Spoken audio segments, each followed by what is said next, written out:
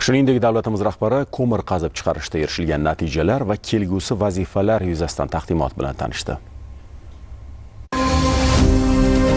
Geologiya qidiruv ishlarining izchil amalga oshirilishi, foydali qazilmalarni ilmiy asosda o'zlashtirish va ularni chuqur qayta ishlab, yuqori qo'shimcha qiymatga ega mahsulotlar tayyorlash har qanday davlatda barqaror iqtisodiy o'sishga zamin yaratadi. O'zbekiston kabi ulkan mineral resurslarga ega mamlakatlar uchun mazkur soha sanoat qudrati, eksport salohiyati va texnologik taraqqiyotni belgilab beradigan strategik ahamiyatga ega ustuvor yo'nalish ham hisoblanadi. Uzoq yillar davomida O'zbekistonning geologiya va konchilik tarmog'i ham og'ir ahvolda qolgani hech kimga sir emas. Achinarlisi, mamlakat iqtisodiyotini yetaklashi kerak bo'lgan ushbu soha yillar davomida e'tibordan chetda qoldi. To'planib qolgan muammolar tarmoqni tobora tang ahvolga solib kelardi. Ma'nan va jismonan eskirgan uskunalar geologiya qidiruv ishlarini to'laqonli olib borishga monelik qilar, qazib olish hajmlarini oshirish imkonini bermasdi. Geologiya qidiruv ishlari hajmi minimal darajada pasayib ketgandi. Butun mamlakat bo'yicha yaxlit geologik xarita yo'q. Resurs salohiyati haqida ishonchli ma'lumotlar mavjud emasdi. Byurokratik to'siqlar loyihalarni yo'lga qo'yishni oylab, yillab kechiktirardi.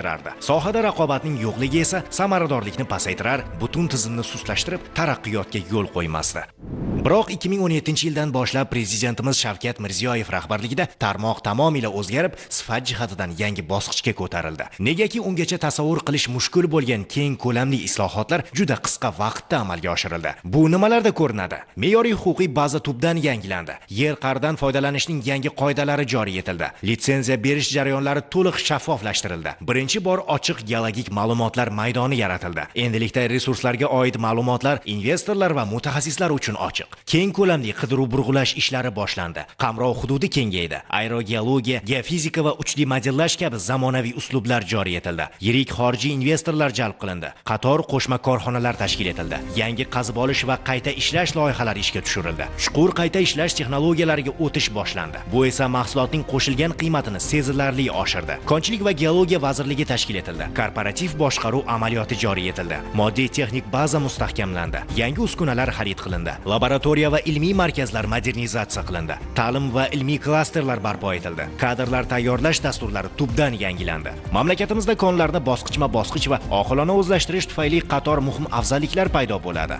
Xomashoni mamlakat ichida qayta ishlash, sanoatning o'sishiga, yuqori qo'shimcha qiymat yaratish, yangi ish o'rinlarini ko'paytirish va tayyor mahsulot eksportini oshirishga xizmat qiladi. Shu sababli ham mazkur yo'nalish prezidentimizning doimiy e'tiborida. Bu boradagi muntazam o'tkazib kelinayotgan taqdimotlar, yig'ilishlar va videoselektorlar shuni ko'rsatadiki, davlat mineral xomashyo kompleksini kelajak uchun yo'naltirilgan strategik resurs deb biladi. Prezidentimiz bunday yig'ilish va taqdimotlarda soha bo'yicha aniq vazifalarni belgilab beryapti. Ular o'z ahamiyatiga ko'ra ma'lumotlarning to'g'ri va ishonchli bo'lishini, geologik qidiruv ishlarining samaradorligini oshirish, zamonaviy texnologiyalarni keng joriy etish hamda minerallarni chuqur qayta ishlash quvvatlarini kengaytirish kabi muhim masalalarni qamrab olgan. O'zbekistonning ko'mir sanoatini rivojlantirish bo'yicha so'nggi yillarda kuzatilayotgan o'sish bevosita geologik izlanishlarning chuqurlashtirilishi va konlarni qayta baholash bilan chambarchas bog'liqdir. Mamlakat hududida yetarli ko'mir zaxirasi mavjudligi geologik tadqiqotlarning izchil yo'lga qo'yilganidan dalolat beradi. Aynan geologik qidiruvlarning kengaytirilishi yangi maydonlar ochilishiga,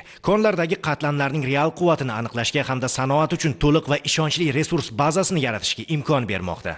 Prezidentimiz Shavkat Mirziyoyev bugun ko'mir qazib chiqarishda erishilgan natijalar va kelgusi vazifalar yuzasidan taqdimot bilan tanishdi. Kuz-qish mavsumida aholi xonadonlari, ijtimoiy soha muassasalari hamda iqtisodiyot tarmoqlarini energiya resurslari bilan uzluksiz ta'minlash maqsadida energetikaning barcha tarmoqlari qatori ko'mir sanoatida ham yangi loyihalar amalga oshirilmoqda. Ishlab chiqarish quvvatlari va hajmlari ko'paytirilmoqda. 2024-2025 yillar kuz-qish mavsumida qariyb 8,7 million tonna ko'mir qazib olinib, issiqlik elektr stansiyalari, byudjet tashkilotlari va aholiga yetkazib berildi. 2025-2026 yillar kuz-qish mavsumida 10 million tonna ko'mir ishlab chiqarish rejalashtirilgan. Buning uchun O'zbek ko'mir aksiyadorlik jamiyatining moddiy texnik bazasi kuchaytirildi. Sohada qo'shimcha ishlab chiqaruvchilar faoliyati uchun sharoitlar yaratildi. Prezidentimiz mavsum doirasida aholini ko'mir bilan kafolatli ta'minlash yuzasidan ko'rsatmalar berdi. Korxonalarni modernizatsiya qilish va yangi ishlab chiqarish quvvatlarini ishga tushirish, sohada bozor tamoyillari va raqobatni rivojlantirib, mahsulot tannarxini tushirish muhimligi qayd etildi.